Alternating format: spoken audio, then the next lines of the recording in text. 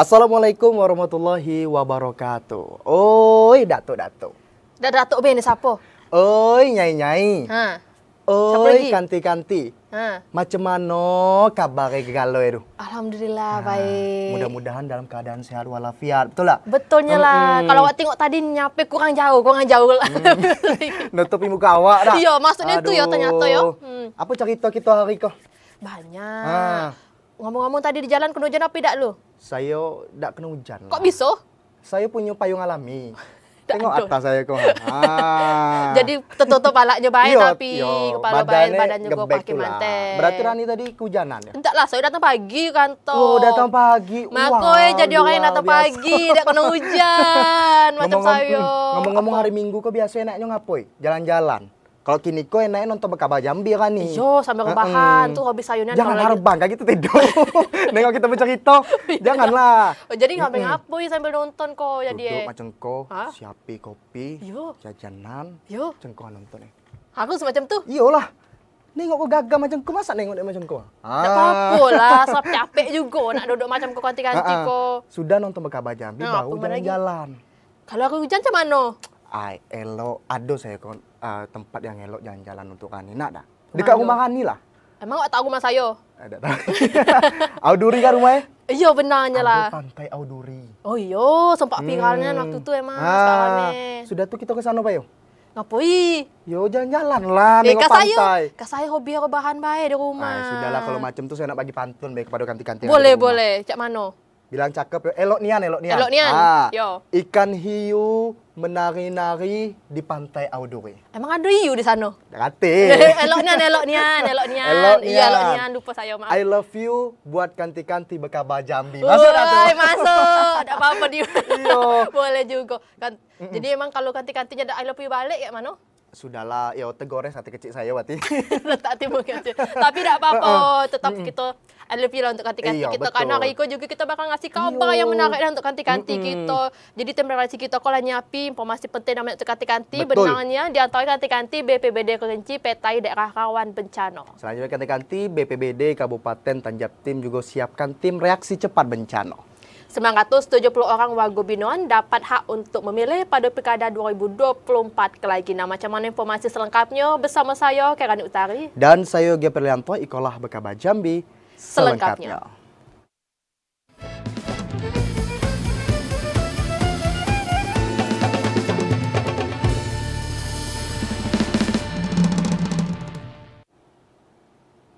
Mengawali kabar kita hari ini, kanti-kanti Badan Penanggulangan Bencana Daerah Kabupaten Kerinci melakukan pemetaan titik rawan bencana selama peralihan musim berlangsung.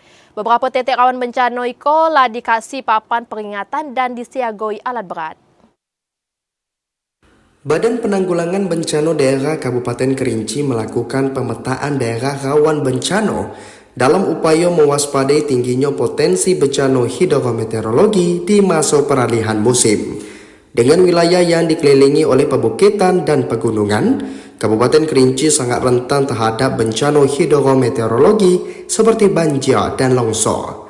Kepala Pelaksana BPBD Kabupaten Kerinci, Dedi Henrizal mengatakan, di Kabupaten Kerinci terdapat beberapa wilayah yang berpotensi terjadi bencana alam saat peralihan musim. Wilayah tersebut meliputi Kecamatan Gunung Kerinci, Kecamatan Siulak Mukai, hingga Kecamatan Depati 7. Ketiga wilayah itu merupakan daerah yang berdekatan dengan bantaran sungai Batam Merau dan daerah di dekat perbukitan yang rawan terjadinya pergerakan tanah dan banjir. Secara umum, Kerinci semuanya punya potensi bencana yang sama. Tetapi saat ini, berdasarkan data dan faktanya di lapangan, yang sangat kita ragukan adalah di bantaran sungai Batam Merau, mulai dari Gunung Kerinci, Sulak Mukai, Air Hangat, sampai ke Depati 7, itu memang menjadi perhatian khusus. Kemudian untuk daerah perbukitan yang longsor itu di Batam Merangin dan di Lubuk Negodang antara perbatasan Sulak dan Gunung Kerinci. Dedi juga mengatakan pihaknya juga sudah memasang papan peringatan dan menyiagakan alat berat di lokasi rawan bencana untuk mengantisipasi dampak bencana alam yang ditimbulkan selama peralihan musim. Elwan, TVRI Jambi melaporkan. Nah kan memang kini kok kita lagi peralihan musim nak. Iyo. Yang sebelumnya kita kok kemarau. Oh, kira dari musim durian ke musim rambutan bukan ya? Tidak lah. Kemarin kan musim kemarau. Kini kok memang musim hujan. Setiap hari hujan terus dah. Asli dingin lah badan awak kuasa. Iyo macam tadi iyo dak kan. pula pasangan, dak ada pula yang bisa menghangati. Mulai. Memang iyo jadi BPBD itu lagi melakukan pemetaan terkait untuk titik wilayah rawan tadi. Iyo. Karena takutnya itu terjadi bencana hidrometeorologi. Bahaya. Macam banjir, tanah longsor, dan kita juga nak bagi imbauan kepada masyarakat kok. Kadang ada angin kencang, hujan, jangan main, jangan bagi anak tuh main keluar, main air hujan. Macam saya kok kayak juga lah angin kencang terbang keluar takut ketiup angin saya. Itulah. Memang kita kan kemarin kan nengok ada kejadian juga musibah juga. Jangan dekat pohon yang tinggi, pohon yang tua. Tembok yang tinggi juga ketika hujan tuh bahaya juga. Jadi emang sebaiknya di rumah bela dulu kalau hari hujan, angin kencang. Betul. Biar tidak terjadi hal-hal yang tidak diinginkan. Nah, kita beralih pula ke Kabupaten Batanghari di mana hujan deras disertai angin kencang saat itu seringkali terjadi di sejumlah wilayah di Kabupaten Batanghari. Hal itu dikhawatirkan dapat memicu terjadinya pohon tumbang yang bisa mengancam keselamatan serta merusak fasilitas. Memasuki peralihan musim kini berbagai ancaman bencana alam mulai dikhawatirkan bisa terjadi. Salah satunya angin kencang dan puting beliung. Di Kabupaten Batanghari, beberapa hari terakhir kolah seringnya digoyong hujan dengan intensitas sedang disertai angin kencang. Bahkan dampak dari hal itu micu kerusakan beberapa fasilitas umum maupun pemukiman warga sekitar. Pengelola Penanggulangan Bencana BPBD Batanghari, Anwar mengatakan, antisipasi terjadinya dampak buruk peralihan musim, pihaknya minta masyarakat untuk bisa nebang tanaman serta pohon yang lain tidak produktif lagi di area terdekat pemukiman rumahnya, dikarenakan potensi atau ancaman pohon tumbang akibat ancaman angin kencang rentan yang terjadi. Saya himbau kepada aparat desa supaya tanaman dan tanaman yang tidak berproduktif itu ditebang. Salah satu mengantisipasi jangan terjadi bencana kaulah ini memakan korban yang cukup serius. Aparat desa itu harus betul-betul memberi saran atau memberi masukan kepada warganya supaya hal-hal ini jangan sampai terjadi lagi. Sementara itu pihak BPBD juga berkoordinasi dengan pemerintah desa kelurahan setempat untuk ngasih imbauan kepada warga supaya bisa melaksanakan pembersihan tanaman yang tidak produktif terutama pohon besar yang tua. Ade Juniawan, TVRI Jambi melaporkan. Nah, kabar selanjutnya ganti-ganti dari kota Jambi pula, di mana ganti-ganti kita yang rumahnya berada di RT 9 Kelurahan Simpang 4 Sepen terendam banjir karena kurang lebih 2 jam hujan lebat dan angin kencang goyo kota Jambi. Hujan lebat dan angin kencang yang menggoyor kota Jambi Jumat kemarin menyebabkan banjir bandang hingga meredam sejumlah rumah warga di RT 9 Kelurahan Simpang 4 Sepen kota Jambi. Banjir tersebut disebabkan kecilnya drainase atau aliran sungai di kawasan tersebut, sehingga tidak mampu menampung debit air akibat hujan lebat yang terjadi selama 2 jam lebih. Salah seorang warga Rian Shu mengatakan, kawasan tersebut selalu menjadi langganan banjir saat hujan lebat. Warga berharap drainase bisa segera diperbesar sehingga tidak terjadi banjir lagi di saat musim hujan. Ya, ditanya sejak kapan banjirnya ini bisa dibilang sejak pembangunan JBC dimulai. Kalau dulu sih di sini waktu jam tos pembangunan tidak terlalu besar air segini karena di JBC itu kan dulu kan wilayahnya itu dibilang daerah resapan. Setelah dibangun JBC, macam inilah kondisi kami di khususnya di RT 9 Lorong Amal, Kecamatan Planepura. Inilah yang bisa ditengok sekarang kan banjir kan. Menurut warga, pemerintah setempat sudah pernah meninjau lokasi tersebut untuk melakukan revitalisasi. Namun hingga saat itu masih belum terrealisasi. Joko, TVRI Jambi melaporkan. Menghadapi peralihan musim dari musim kemarau ke musim hujan, BPBD Tanjung Jabung Timur siagakan tim reaksi cepat bencana. Langkah strategis penanggulangan bencana banjir pas musim hujan, BPBD Kabupaten Tanjung Jabung Timur nyiapi tim reaksi cepat guna penanggulangan bencana dan memperkuat komunikasi ke tiap wilayah kecamatan. Kepala Pelaksana BPBD Kabupaten Tanjung Jabung Timur, Helmi Agustinus mengatakan, di masa pancaroba bisa terjadi perubahan cuaca yang tidak menentu, dari panas berdengkang menuju hujan dengan intensitas rendah hingga tinggi. Tak jarang juga disertai angin kencang. Kondisi itu bikin sejumlah potensi bencana hidrometeorologi jadi tinggi. Agustinus mengimbau warga untuk waspada potensi bencana tanah longsor, banjir, dan angin kencang. Macam masyarakat di sekitar aliran sungai, sejak beberapa pekan lalu BPBD juga melakukan penyisiran dan pencegahan adanya bendung alam yang berpotensi menjadi pemicu banjir bandang. Pemetaan kecamatan rawan banjir pun terus dilakukan sama BPBD Kabupaten Tanjung Jabung Timur. Untuk waspada dengan tingkat curah hujan yang cukup tinggi ini, yang mana wilayah-wilayahnya yang mungkin rawan terhadap bencana banjir itu kayak Dendang, Berbak, yang memang air kiriman dari Sungai Batanghari untuk lebih mewaspadai, dan kondisi angin kencang untuk mewaspadai masyarakatnya untuk bisa memangkas pohon-pohon di wilayah sekitar rumah yang membahayakan rumah. Selain bencana, perubahan cuaca tak nentu juga bisa berdampak pada kesehatan warga. Potensi itu bisa mengaruhi kondisi tubuh manusia dan perlu antisipasi dini. Klipa Patria, TPL Jambi melaporkan. Nah, kalau tadi dari Tanjung Jabung Timur, habis itu sebelumnya juga ada dari Kota Jambi terkait bencana hidrometeorologi yang kencang, Kerinci, terus itu Kota Jambi, Batanghari tadi kan, hampir seluruh provinsi Jambi ya, beberapa sebagian wilayah, kebanyakan tuh ya dari provinsi Jambi kok lah rawan bencana hidrometeorologi, banyak sama kanti-kanti kita dari Kabupaten Muaro Jambi kok juga wajib waspada juga terhadap bencana hidrometeorologi, karena sebagian besar juga wilayah di Kabupaten Muaro Jambi kok kanti-kanti pada dasar dian 1 bulan Oktober lama masuk musim hujan. Masyarakat diimbau supaya selalu waspada terhadap potensi bencana hidrometeorologi macam banjir dan longsor. Dari 11 kecamatan di Kabupaten Muaro Jambi, terdapat 9 kecamatan yang telah berada pada musim hujan. Kondisi itu menyebabkan intensitas curah hujan cukup tinggi dari biasa.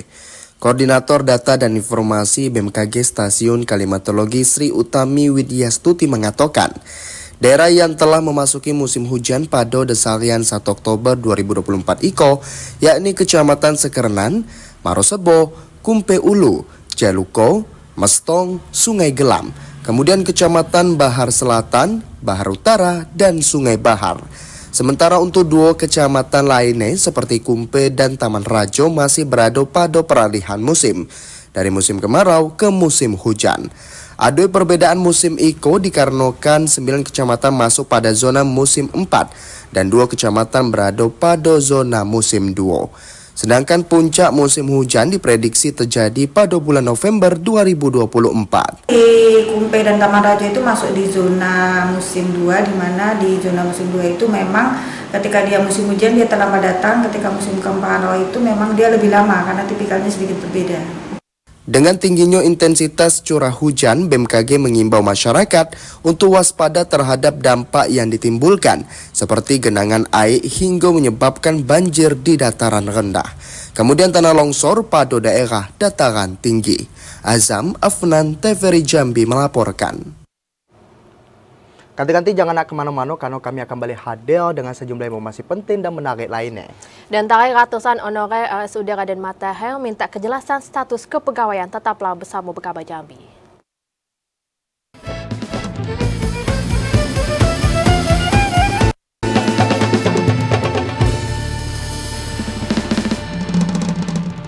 Terima kasih kanti-kanti karena masih septionian tertonggok di depan TV nengok kami ko berdua gagah dan cantik pada siang hari ko dak kan yo. Iya, terima kasih. Kan ini memang kini kita ko lagi peralihan musim dah. Cuman memang ada beberapa titik di Provinsi Jambi ko yang masih terdapat titik api. Oh, masih ada. Sehingga tengoklah kita ko di langit-langit ko masih sering lampu. Masih sering ni hantu kalau kele di langit maksudnya di langit. Itulah langit. Di langit yo, di udara. Betul kan? Yo, di langit masih sering nian keliling-keliling apa namanya? Heliwatu Bombing. Tahu tak kemarin berita kemarin tu kan ada heliwatu bombing tu sudah baru nyiram apa yang kebakaran. Cuman karena cuaca buruk sehingga Heli waterbombing yang milik dari BNPB ko mendarat darurat di Kabupaten Muaro Jambi, di mana peristiwa itu terjadi dikarenakan cuaca buruk di Bandara Sultan Taha Saifuddin Jambi. Heli waterbombing punya BNPB yang terbang dari Kabupaten Tebo terpaksa melakukan pendaratan darurat di lapangan bola di Kelurahan Sengeti, Kecamatan Sekenan, Kabupaten Muaro Jambi, dikarenakan cuaca buruk di pos Satgas Kahutla, tepatnya di Bandara Sultan Taha Saifuddin Jambi, sehingga pilot terpaksa darat di lapangan. Peristiwa itu terjadi pada Jumat siang jam 14.30 waktu Indonesia Barat. Kapolsek Sekenan AKP Taroni Zebua mengatakan, heli waterbombing itu akhirnya terbang lagi menuju posko Kahutla, Provinsi Jambi, sehabis sejam mendarat darurat.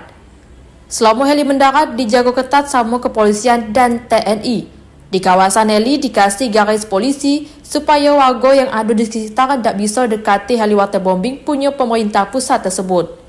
Pesawat heli ini dari Tebo tadi mau menuju ke Bandara Sultan Taha, namun karena badai hujan disertai petir sehingga melakukan pendaratan darurat di lapangan bola kaki sebelah kantor Koramil ya, seperti itu. Jadi sudah memberikan polis lain untuk perimeter pengamanan daripada pesawat ini agar masyarakat tidak mendekat.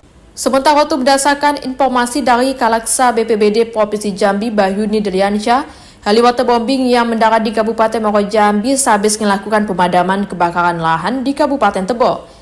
Tidak ada korban jiwa dalam peristiwa itu. Pilot bersama mekanik dan kru heli berjumlah 5 orang dalam kondisi selamat hingga di posko Satgas Kahutla Provinsi Jambi pada jam 15 waktu Indonesia Barat.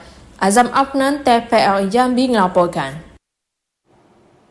Nah, terkait heli waterbombing yang darat-darurat di Kabupaten Muaro Jambi tadi, ganti-ganti keadaan pilot beserta kru helinya dinyatakan dalam kondisi baik. Heli waterbombing jenis ULVBD yang mendarat darurat pada Jumat siang kemarin 4 Oktober 2024 telah tiba di posko Satgas Udara Penanggulangan Kahutla Provinsi Jambi, tepatnya di Bandara Sultan Taha Saifuddin Jambi. Heli waterbombing dengan 5 orang petugas, baik itu pilot, mekanik, dan kru tiba di posko Satgas Kahutla pada pukul 14 waktu Indonesia Barat. Terbang dari lapangan sepak bola Kelurahan Sengeti, Kecamatan Sekenan, Kabupaten Muaro Jambi pada pukul 15.42 waktu Indonesia Barat. Kabid Rehabilitasi dan Rekonstruksi BPBD Provinsi Jambi Dodi Chandra mengatakan, heli terpaksa melakukan pendaratan darurat di Kabupaten Muaro Jambi pada Jumat siang kemarin dikarenakan kondisi cuaca di posko Kahutla yang buruk seperti hujan dengan intensitas tinggi disertai angin kencang. Dodi menegaskan, semua kru termasuk heli waterbombing dalam kondisi baik hingga mendarat di posko. Heli tersebut pada saat selesai misi pulang ke Bandara Sultan Taha, cuman dikarenakan situasi cuaca hujan lebat dengan intensitas tinggi dan tidak memungkinkan untuk mendarat. Jadi dikarenakan hal tersebut, pilot mengambil inisiatif untuk mendarat di area terbuka di daerah Sengeti sambil menunggu cuaca di Bandara Sultan Taha kembali normal.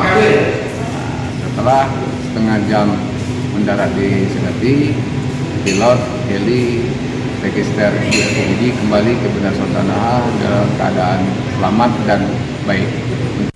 Hingga kini, tim Satgas Kahutla Provinsi Jambi masih mensiagakan 6 heli waterbombing milik BNPB untuk penanggulangan bencana kebakaran hutan dan lahan di Provinsi Jambi. Azam Afnan, TVRI Jambi melaporkan. Ratusan honorer RSUD Raden Matahir Jambi melakukan aksi mogok kerja. Aksi itu terkait permintaan kejelasan status kepegawaian dan tuntutan kenaikan gaji. Ratusan honorer berlatar belakang perawat dan staf RSUD Raden Matahir Jambi melakukan aksi mogok kerja pada Senin pagi. Aksi itu dilakukan terkait tuntutan kenaikan gaji untuk tenaga honorer yang telah bekerja belasan tahun. Salah seorang honorer RSUD Raden Matahir Jambi, Said, mengatakan selain minta kenaikan gaji pada manajemen rumah sakit, tenaga honorer juga minta adanya kejelasan status kepegawaian. Tuntutan itu dikarenakan sebagian honorer tidak masuk dalam database untuk mengikuti proses seleksi P3K. Kepala BKD Provinsi Jambi, Henry Rizal, mengatakan honorer yang tidak masuk dalam database bisa mengikuti seleksi P3K kategori 2. Sementara Direktur RSUD Raden Matahir, Herlambang Masti, aksi yang dilakukan sama tenaga honorer itu tidak ganggu dan menghambat pelayanan rumah sakit. Aisyah, TVRI Jambi, melaporkan. Ketika jangan nak pelanjur dulu ke warung, karena sana nempuiko kami masih bakal balik hadir dengan sejumlah informasi penting dan menarik lainnya. Di antaranya kanti 970 orang warga binaan mendapatkan hak pilih Gubernur Jambi. Tetaplah bersama Berkabar Jambi.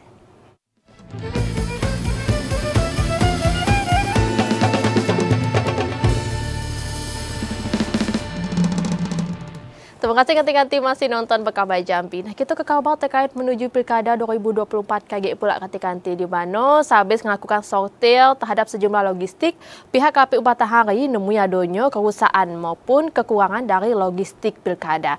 KPU bakal ngajui pergantian dan juga penambahan untuk nyukupi kebutuhan logistik tersebut. Usai menerima sejumlah bahan logistik Pilkada, KPU Batanghari mengklaim telah melakukan sortir terhadap logistik tersebut, salah satunya kotak suara. Dari jumlah 1080 kotak yang disortir, ditemukan 3 kotak suara dalam kondisi tidak baik atau rusak dan tidak dapat dipergunakan.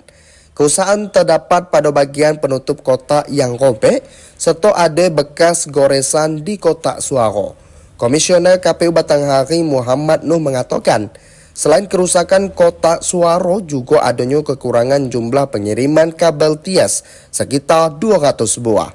Hasil temuan dari sortir logistik akan disampaikan KPU Batanghari ke KPU Provinsi Jambi, serta pihak penyedia jasa pengadaan logistik untuk segera dilakukan penggantian maupun penambahan terhadap kekurangan dari kebutuhan pilkada tersebut. Untuk kerusakan logistik itu kita temukan ada kotak suara itu ada 3. Selain itu ada kabel tis ya. Kabel tis itu yang datang kemarin itu sejumlah 6.480, namun masih terdapat kekurangan itu di angka 200-an. KPU berharap untuk proses pergantian sejumlah logistik tersebut dapat segera dilakukan 1 bulan sebelum pelaksanaan pilkada. Ade Juniawan, TVRI Jambi melaporkan. Memang kan, kini kok kita tengok KPU tuh lagi sibuk-sibuk. Iya, nyelap lagi nak pilkada kan, ngitung Oktober, November. 1,5 bulan lagi nak pilkada, ya kan? Dengatnya lagi dah, kita bakal punya pemimpin yang kita pemimpin. pilih. Iya, benar. Memang KPU sedang sibuk-sibuk melakukan pencetaan surat suara. Tadi Sudah nyote juga, kira-kira ada yang rusak dah. Kalau ada yang rusak, lagi dikembalikan lagi untuk memenuhi kebutuhan dari KPU tuh masing-masing. Benarnya lah. Dan itu kan, KPU tuh juga kini kok lagi gencar-gencarnya melakukan pencetakan surat suara, seperti yang dilakukan oleh KPU Muaro Jambi yang lah segera melakukan pencetakan surat suara untuk Pilkada 2024 lagi melalui perusahaan pencetakan yang lah disepakati oleh KPU. Demi surat suara yang disampaikan kepada KPU RI berdasarkan kesepakatan KPU dengan LO Paslon.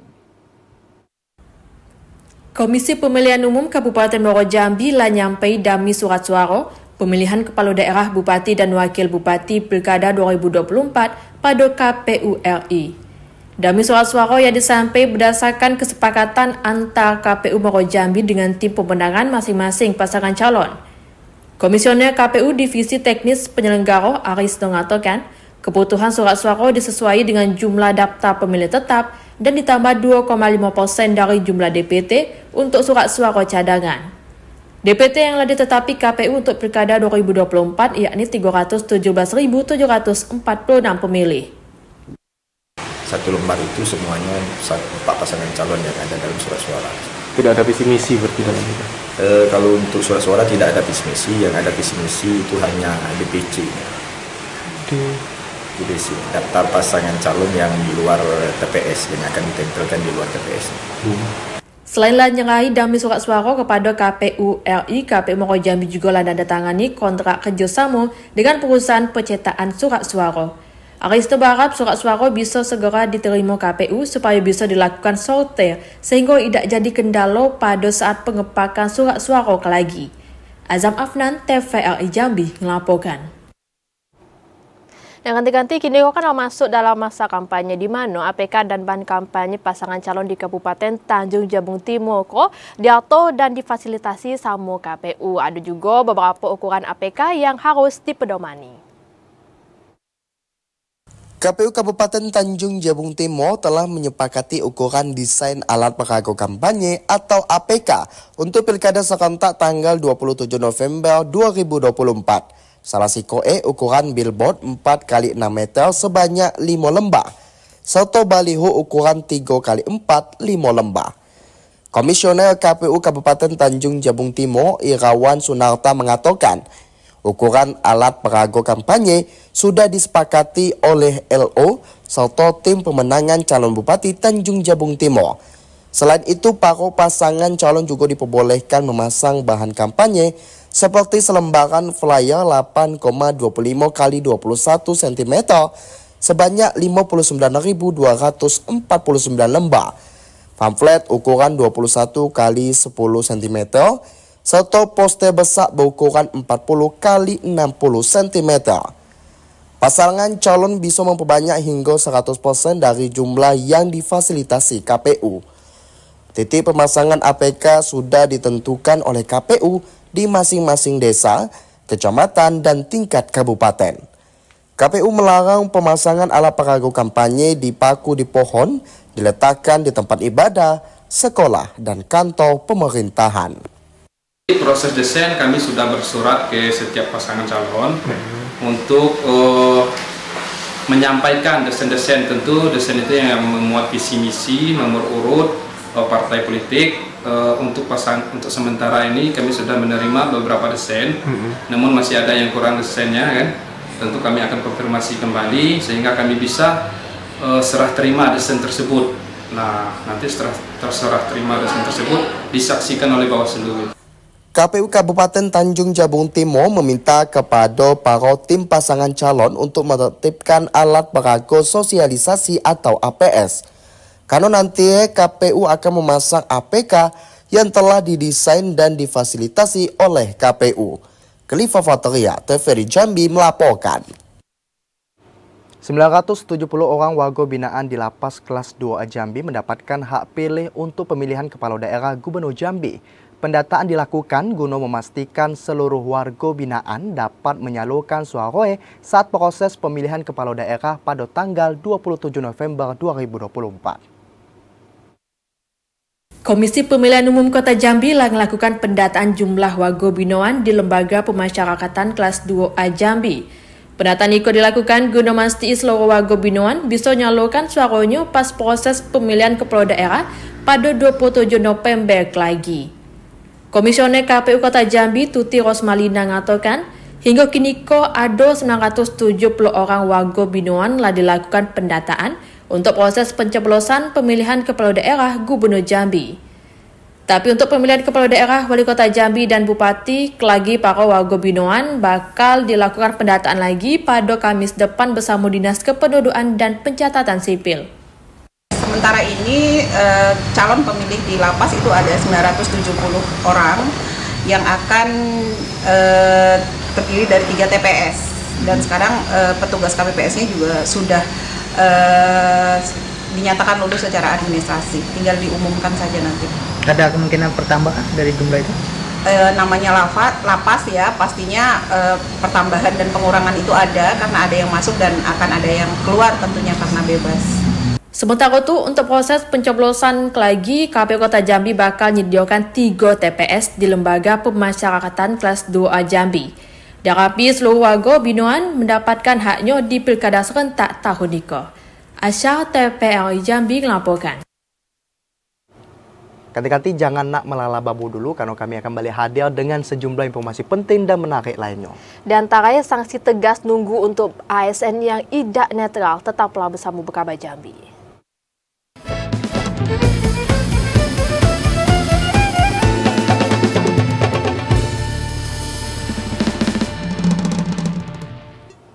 Terima kasih ganti-ganti masih duduk nonton Berkabar Jambi. Nah, memang dengan pilkada Yogi ujaran kebencian di media sosial, mungkin juga ada politik sara dan juga berita bohong tuh potensi pelanggaran macam meningkat di media sosial dan khawatir bisa merusak integritas dari demokrasi. Betul juga. Nah, untuk antisipasi hal itu ganti-ganti Bawaslu Provinsi Jambi mulai metain potensi pelanggaran di media sosial atau siber. Pihaknya juga merangkul dinas terkait macam TNI Polri untuk pembahasan persoalan Niko. Badan Pengawas Pemilu Bawaslu Provinsi Jambi terus melakukan pengawasan pada Pilkada serentak 2024. Apalagi sudah memasuki tahapan kampanye dari masing-masing kandidat. Bawaslu juga mulai memetakan potensi pelanggaran pilkada di media sosial atau cyber. Pihaknya akan melakukan sosialisasi dan koordinasi untuk menekan potensi pelanggaran tersebut. Ketua Bawaslu Provinsi Jambi Wen Arifin mengatakan, kelompok kerja telah dibentuk yang melibatkan semua pihak, sehingga ujaran kebencian dan saling menjatuhkan melalui media sosial tidak terjadi. Diharapkan masyarakat tidak mudah terprovokasi dari postingan yang mendukung salah satu paslon. Memetakan potensi-potensi pelanggaran, terutama terkait dengan potensi pelanggaran di dunia cyber dan internet. Nah, ini kenapa kami anggap penting dengan kegiatan rakor ini, agar dapat pertama memetakan, yang kedua mencari solusi terkait dengan pelanggaran-pelanggaran di dunia internet.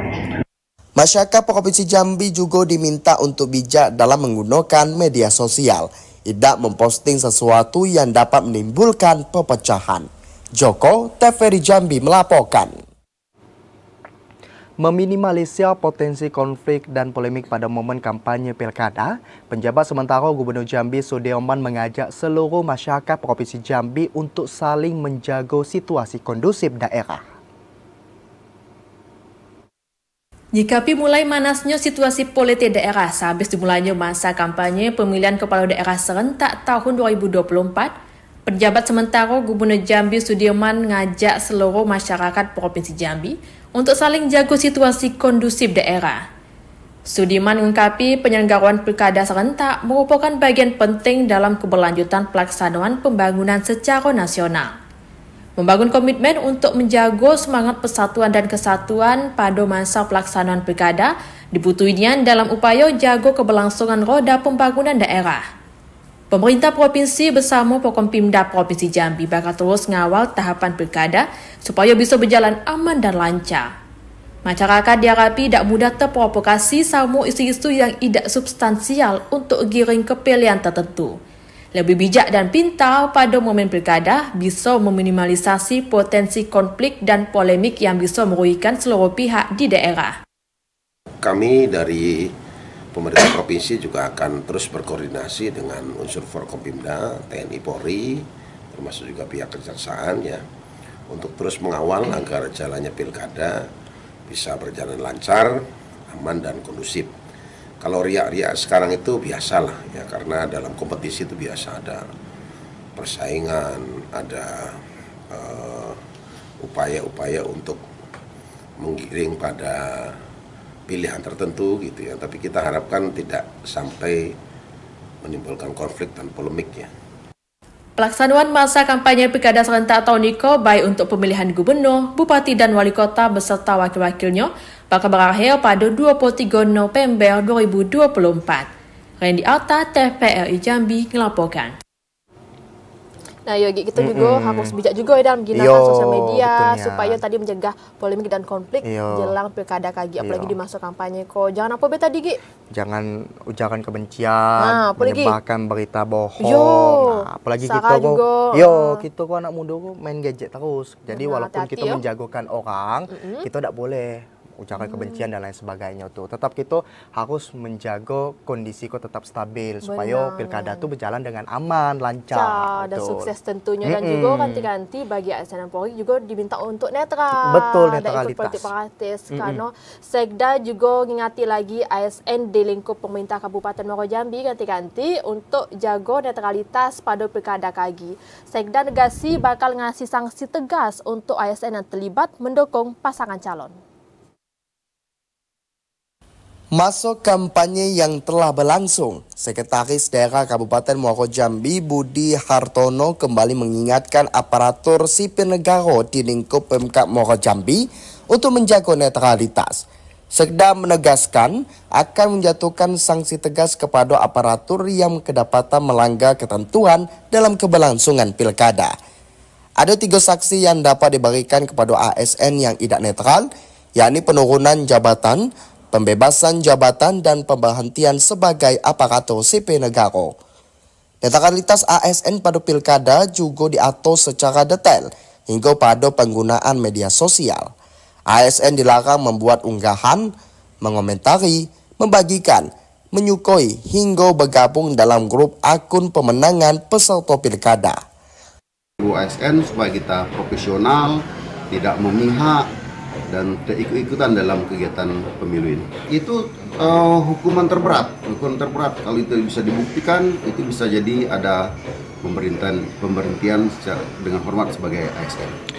Selain ASN, Sekda juga mengingatkan kepada para tenaga honorer untuk menjaga profesionalisme serta netralitas. Di Kabupaten Muaro Jambi terdapat 4 pasangan calon bupati dan wakil bupati yang berkontestan pada Pilkada serentak 2024. Azam Afnan, TVRI Jambi melaporkan. Jelang pelaksanaan Pilkada serentak, Bawaslu Kota Sungai Penuh tekankan kepada seluruh paslon wali kota dan wakil wali kota untuk tidak melibatkan ASN dalam pelaksanaan kampanye. Bawaslu Kota Sungai Penuh akan melakukan penindakan kepada paslon bila terbukti melibatkan ASN dalam setiap tahapan kampanye. Jelang pelaksanaan Pilkada serentak pada 27 November lagi, Bawaslu Kota Sungai Penuh tekani kepada seluruh pasangan calon wali kota dan wakil wali kota Sungai Penuh untuk tidak melibati ASN dan kepala desa serta seluruh pihak yang tidak dibolehi ikut dalam politik praktis.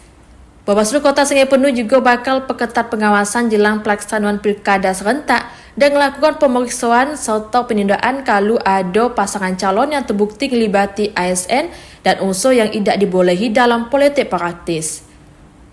Koordinator Penanganan Pelanggaran dan Penyelesaian Sengketa P3S Bawaslu Kota Sungai Penuh, Iin Rudiansyah mengatakan, kalau salah satu pasangan calon wali kota dan wakil wali kota melibati semua ASN, kepala desa, staf desa, TNI dan Polri, dan semua unsur yang tidak dibolehi ikut dalam politik praktis akan dilakukan pemeriksaan dan bakal diproses sesuai dengan peraturan PKPU nomor 7 tahun 2017 tentang pemilihan umum. Bawaslu Kota Sungai Penuh menghimbau kepada seluruh paslon maupun tim kampanyenya untuk tidak melibatkan ASN, kepala desa beserta perangkat desa maupun pihak-pihak yang dilarang dalam proses di tahapan kampanye ini. Dan juga kami juga menghimbau kepada seluruh lapisan masyarakat untuk menjaga kondusivitas, keamanan, dan stabilitas politik yang ada di Kota Sungai Penuh agar pilkada kita kali ini berjalan dengan sukses dan lancar. Bawaslu juga ngimbau seluruh lapisan masyarakat untuk bisa melaporkan ke Bawaslu Kota Sungai Penuh kalau nemui pasangan calon wali kota yang melibati ASN dalam setiap tahapan kampanye. Fahlan, TVRI Jambi melaporkan. Ganti-ganti jangan nak tedok siang dulu karena besok nanti kami bakal ngasih kabar lainnya untuk ganti-ganti. Di antaranya ganti-ganti cegah peredaran narkoba, Polres tak cek urin 30 anggota.